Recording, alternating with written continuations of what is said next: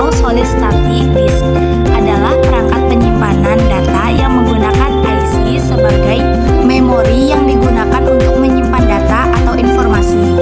Selanjutnya, ada fungsi penyimpanan SSD. Fungsi SSD adalah untuk mengidentifikasikan sebuah jaringan WiFi supaya dapat tersambung dengan mudah. Ketika kamu sedang ingin menggunakan jaringan WiFi, perangkatmu harus memiliki jaringan yang digunakan. Bagian ketiga, mengenal berbagai jenis SSD. Untuk saat ini, produk SSD mudah Anda temukan di pasaran karena memang masyarakat mulai menyukai dan banyak menggunakan sebagai ruang penyimpanan pada komputer maupun laptop. Sekarang terdapat beberapa jenis SSD yang terjual di pasaran. Berikut beberapa jenisnya. Ada tipe SSD 2.5 inci, tipe SSD MA SATA, tipe SSD M.2 SATA, tipe SSD PCIe, tipe SSD M.2 NVMe. Bagian keempat, manfaat SSD.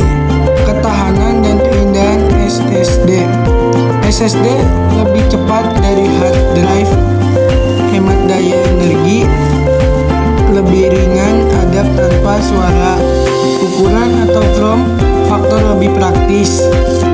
Kesimpulan, pada biaya harga SSD bisa lebih mahal daripada HDD karena teknologi SSD jauh lebih baru daripada teknologi HDD.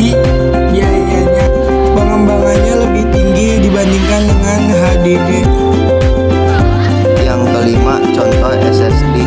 SSD digunakan di mana saja tempat hard drive dapat dipasang. Misalnya pada produk konsumen, SSD digunakan di komputer, PC, laptop, permainan komputer, kamera digital, pemutar masuk digital, telepon pintar, tablet, dan tumbuhan drive. SSD juga disertakan dengan kartograf. Yang keenam, kelemahan SSD. Kelemahan SSD dibandingkan dengan HDD meliputi biaya per gigabyte yang lebih tinggi, kapasitas penyimpanannya yang umumnya lebih terbatas, dan potensi kehilangan data jika drive rusak. SSD juga memiliki siklus penulisan yang terbatas, yang berarti penggunaan yang sering dan berat dapat menurunkan kinerjanya seiring waktu. 30 Juni 2023, kelemahan SSD.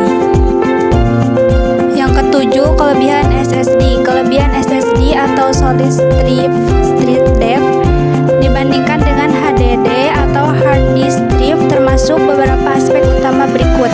Kecepatan akses data yang lebih tinggi. 1. Waktu